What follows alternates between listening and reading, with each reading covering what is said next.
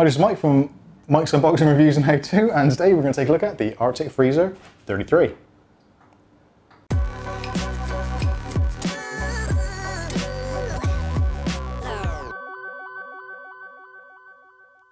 Okay, so this is the Arctic 33, a semi-passive tower cooler for AMD and Intel platforms, and this fits pretty much all of the platforms which are currently available on the market today.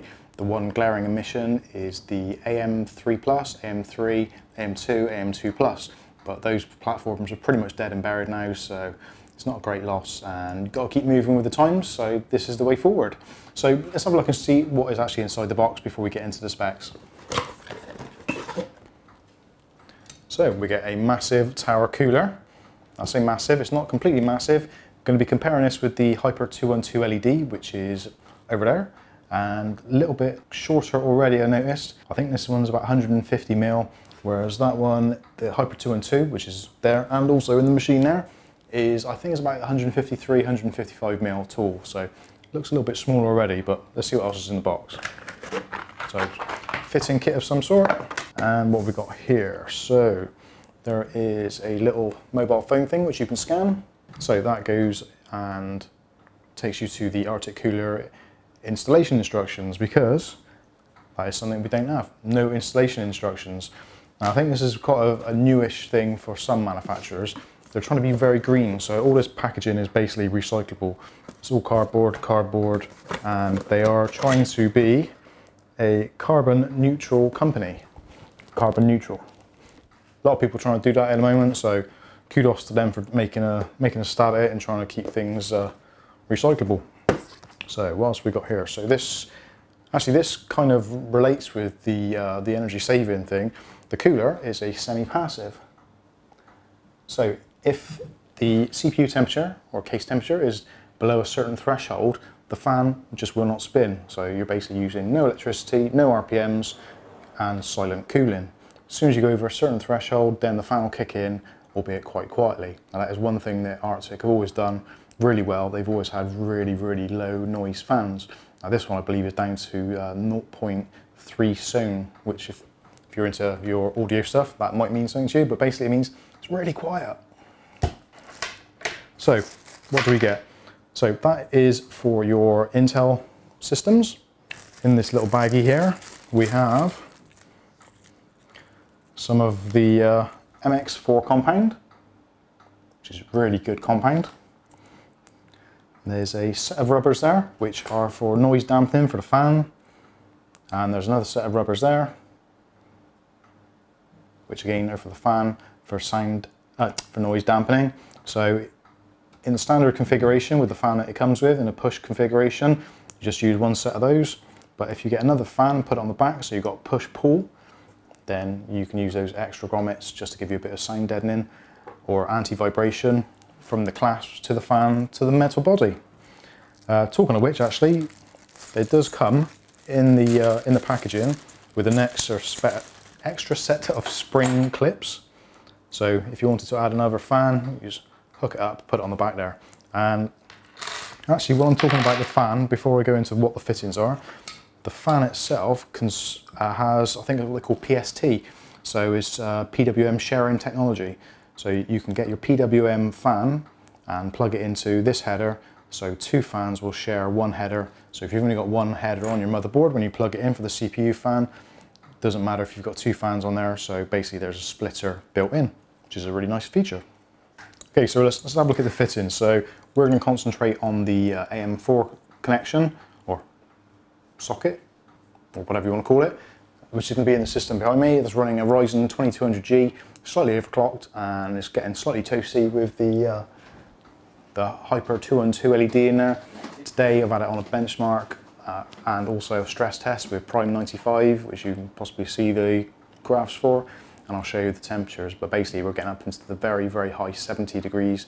The ambient temperature in the room is about 26, 27, sometimes 28, but again I'll show you that as part of the testing. But basically here's your clamps for AM4. So to reduce waste again, same clamps for AM4 or Intel. So that's the AM4 layout. It'll be upside down. Sorry, that's That's the AM4 layout, and with the legs kind of sticking out is the Intel setup. So what we've got is 2 screws, one each side, which goes into the base there. A really good thing for AM4 users is the fact that now you can mount the cooler in your chassis, and you can mount it that way round. So rather than being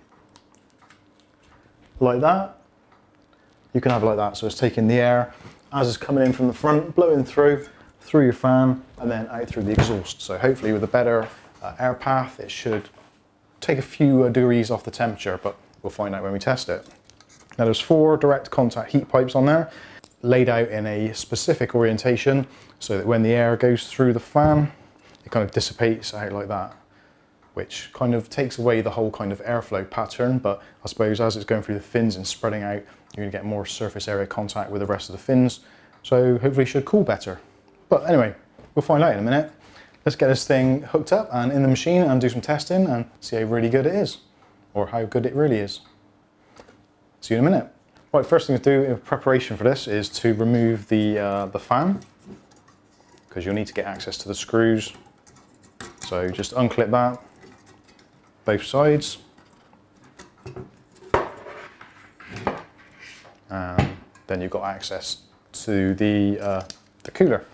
Using the 2 mounts, there's a screw hole in the middle, so screw hole there, and there's a little ridge just on the front there, which the ridge in there just sits in nicely. So line those 2 up, and then with the 2 small screws and a longish screwdriver, tighten them up. Top tip, when you're doing up machine threads, if you undo the thread slightly until you hear a click, then you know you're going to be threaded right. And when it's tightened up, give it another 1/4 turn, just to make sure it stays in there. And then repeat the process for the other side. Nice and tight. Fits nice and tight. Okay, so now we can put the cooler into the PC. Now, put the cooling paste on first of all, just to get that out of the way. Now, some of you are probably going to hate me for this, but I'm going to put the paste on the way that Arctic recommend. Now that is to apply the paste directly to the heat pipes in a straight line. So no grains of rice or crosses or dots or whatever. Specifically for this type of setup, they recommend that you do a straight line. So now we're going to try and do our very best to try and do 4 even lines across the heat pipes. This should be fun.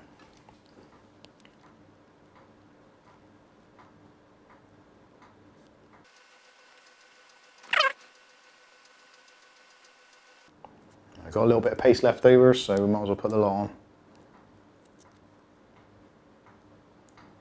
What's the worst that could happen? So now we need to remove the original lugs, but we need to retain the back plate. So let's take that out.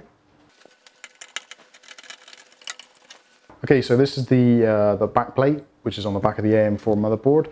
Now that's the screws that fit in it. Now you can tell which ones fit and which ones don't, because they have got a longer thread. So that's what the longer thread looks like. It's difficult to show on camera, but basically in the kit there's about there's 3 sets of screws. Basically it's the one with the longest thread is for the AM4. So let's attach this to the back and put the CPU cooler on. Okay, so we've got the CPU cooler mounted on the screws. Now in actual fact, even with the motherboard in a vertical orientation, this was actually pretty easy to install, so thumbs up for that.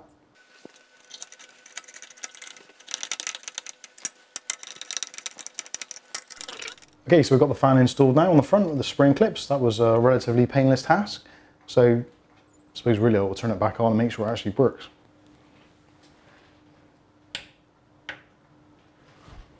Power is always a good idea.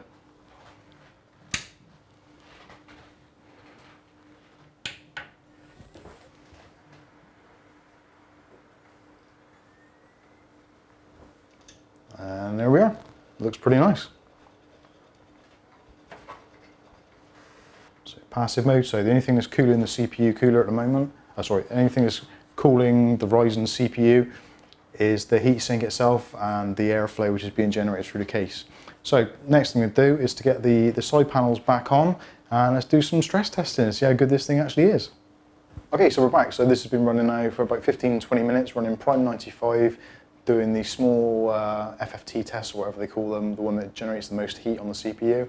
It doesn't really do much for the memory, but it does burn the CPU quite a bit. So we've been running that for a little while, like I said, and done exactly the same test what I've done with the Hyper 212 LED. And at the moment, it's actually looking pretty good for the Freezer 33. So let me go back over to my notes so I can give you the information. Okay, so this is the results now. I'll do a screenshot of this so you can see it on the side anyway as well.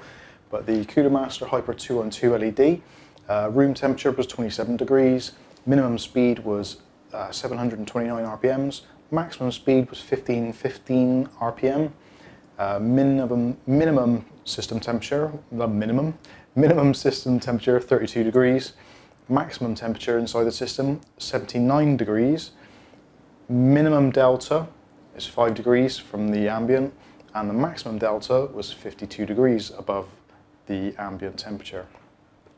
So that's the Cooler Master 212 LED. Now the Arctic Freezer 33, room temperature 28 degrees, so 1 degree higher, so very much in the same ballpark.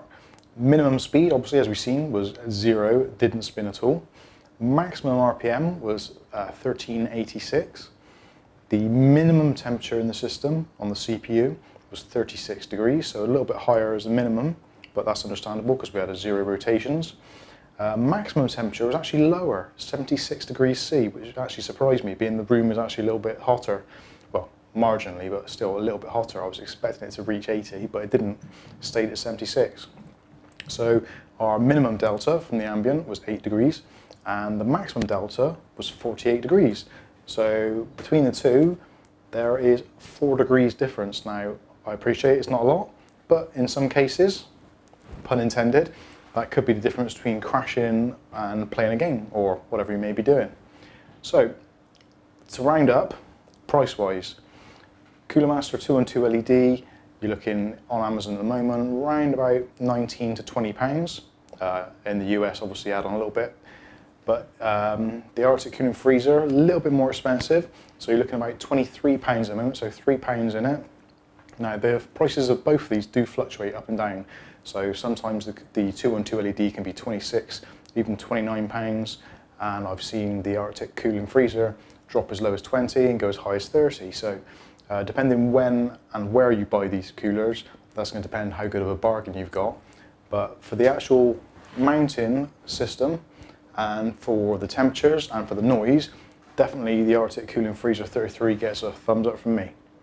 So this has been a comparison of the Hyper 212 LED and the Freezer 33 from Arctic.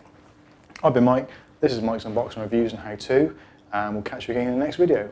Oh, and if there's anything I haven't mentioned in this video that you'd like answered, put it in the comments below, and don't forget to click on the subscribe button and the bell icon so you get an email every time there's a new video. We'll catch you again in the next one. Thanks for watching.